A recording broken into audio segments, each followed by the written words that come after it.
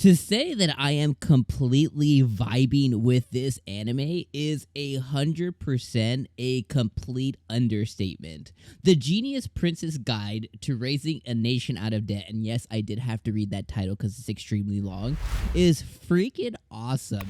My expectations, y'all, going into episode number 1 today were pretty low just because of how a realist hero rebuilt the kingdom, like, kind of put my expectations for.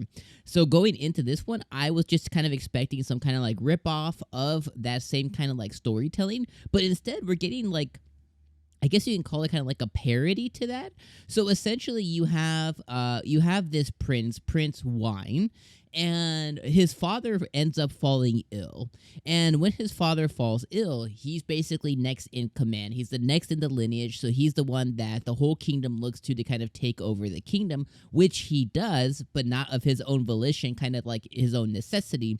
And his main goal is to raise up the kingdom's stature so that he can sell it off to somebody else and he can go retire. And we're also introduced to his second in command, which I don't remember what her name is, but she is his attendant, and she knows the real Wine. So every time that Wine is having like a meeting or something like that, you know, he puts on this facade. And once kind of that meeting is adjourned, once whatever he's trying to do to appease even his sister, you know, he actually becomes the real Prince Wine, where he's whiny and bitchy, and you know, and this attendant knows the real him. So in effort to kind of keep his facade going, you know, and kind of tell people what they want, what he ends up doing is actually being a really good strategist. And it's ever so evident when the kingdom that he governs is going to be attacked by a neighboring kingdom called like the Marshlands or the Marden or something like that.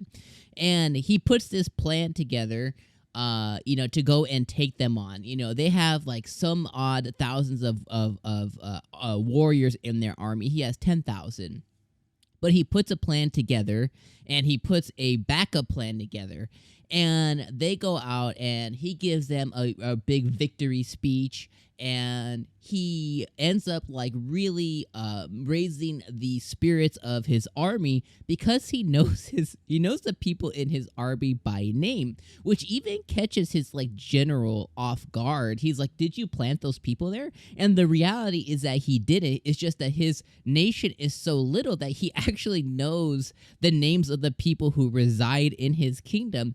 And he doesn't, I don't think he does it, I don't think it's intentional. I don't think he's doing it to be part of his facade. I just literally think that his kingdom is so small that he just has that camaraderie, and he knows the people who live there. So when somebody has their spear kind of turned upside down, he was like, I don't remember the guy's name, but he's like, hey, Bob, fix your spear, bro. Like, you know, it's pointed the wrong way.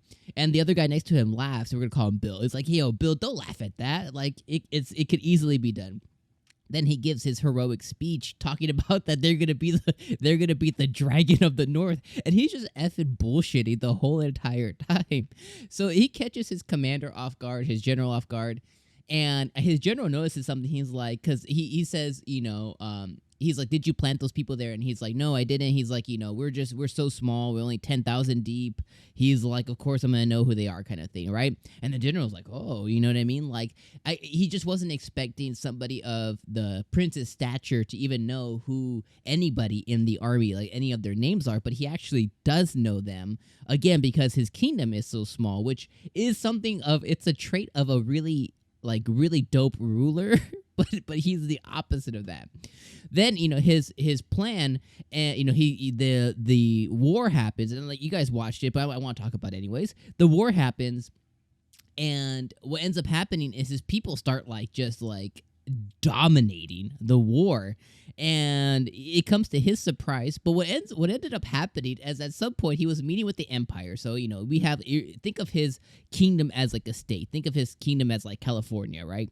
And the empire is the United States. So at some point, he has a meeting with the governing body of the whole land, right? And he somehow convinces, just kind of like as like a thing, he's like, yo, as the ambassador, you guys should provide training to my people so that we could be on par with the Empire's representation, so we can represent them on the battlefield when necessary. And I think he did that again, keeping up his facade, keeping up a whim, but they granted his request. So his army got basically the best military training that's out there. So when they actually came to battle, he even said it here, it's like fighting on the schoolyard when we're completely trained. So they completely dominated him. Then he put a plan together that he's like, oh, the general noticed what was going on. He's like, so they're going to come after me. So he put a plan to ambush him, and it worked. Then at the end of the episode, his governing body was like, oh, let's go invade again. Let's not let this stop here. Let's go invade again. He's like, okay, we're going to go invade the hottest spot of that nation. We're going to go invade their gold mine, which is basically the reason that kingdom even attacked, was because they've been raising their income level so high because they found a gold mine. He's like, let's go take it. And he was thinking that his governing body was going to say no, but they said yes. They said yes. And at the end of the episode is the funniest, because he's like, oh, we're going to go do this impossible task, and it's going to crush us a little bit, but then that's going to reel us back in to go back to our kingdom and kind of be more realistic on our expectations going forward. But the episode ends with him and his attendant just kind of like, looking over a window, looking at the gold mine, and he's like, we took it. We took it, didn't we? She's like, yep, we took it. And I freaking laughed so hard because he put this bullshit plan together. He put this bullshit proposal, and they made it happen. They made it happen, and that is truly enjoyable. So if the rest of the season is going to be him doing his antics to try and get out of being a ruler, to try and get out of being a king, but he's going to keep doing things. He's going to keep making these decisions to kind of keep his facade going, but he's actually going to end up being a great ruler and a really freaking badass strategist, because he sees things, right? Like, he sees things, he's like, okay, they're going to do this, then we can do this. But he's not realizing that, like, his bullshit strategies are actually, like, top tier, because that's actually what's going to end up happening. So I, for one, am excited for what comes next for this anime. Like, this episode was, a great showing for episode 1, and I'm so excited for the rest of the season. Like, this, again, my expectations were pretty middling, and this blew me out of the water. I thought this was very, very funny. I thought it was engaging. I immediately loved the character Prince Wine, and his attendant. I want to know more about, because she's basically like a badass.